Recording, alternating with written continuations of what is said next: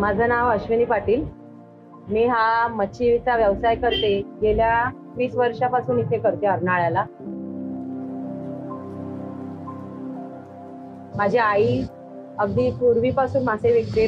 Sunday to Sunday म्हणजे प्रत्येक संडेला मी मासे विकायला जायची। अगदी कॉलेजला असताना पण मासे विकायला जायची। अर्नाळ्याचे बोंबील हे फेमस असतात आणि जास्त प्रमाणात विकले जातात। पापलेट हे पण खूप फेमस।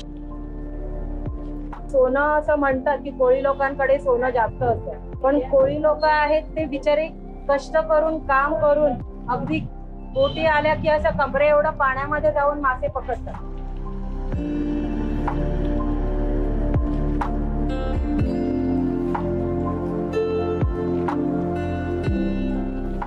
शहराचा जसा जसा औद्योगिक विकास होत गेला तसं एका काळचे मुंबईचे पाटील आपल्या जमिनी घरादार पासून विस्थापित झाले। अनेक वर्षापासून या भूमिपुत्रांचा लढा सुरूच आहे। इथल्या लोकांचं जीवन समुद्रावर चालतं। समुद्रातून पकडलेले मासे म्हणजे त्यांचे आयुष्य आणि समुद्र म्हणजे त्यांची शेती। पकडलेले मासे हे भाऊच्या धक्क्यावर किंवा वर्सोवाला विकायचे आणि त्यातून आपला रोजगार निर्माण करायचा हा त्यांचा दिनक्रम असतो। कोळी मासे पकडण्यासाठी खोल दर्यात जातात।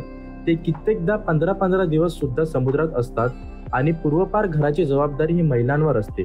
आजही या समाजाचा कोणताही कार्यक्रम मुख्य मान हा महिलांना असतो। नारळी पौर्णिमा हा कोळी लोकांचा मुख्य सण आहे। या दिवशी ते त्यांचा पारंपरिक पोशाख घालून समुद्राला नारळ अर्पण करतात।